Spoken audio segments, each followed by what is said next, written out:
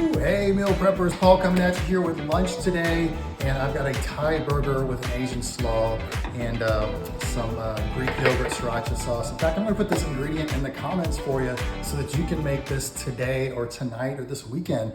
It is something that I ventured out on. I've never really used lemongrass before, but the Thai burger actually has a ton of ingredients in it. Lemongrass, shallots, ginger, I mean, there's a lot in there. I'm gonna put the list for you. And then we just got a power slaw. It's a power broccoli slaw that's got carrots, red cabbage, a little bit of Brussels sprouts, and I think some kale, but gives you a lot of good protein and energy and carbs right here in this power slaw. And I made a Greek yogurt and sriracha sauce. And it's just put in sriracha, some lime juice, and salt into your Greek yogurt until it's the flavor you like. I'm gonna put it on some potato buns today. I can't wait, team.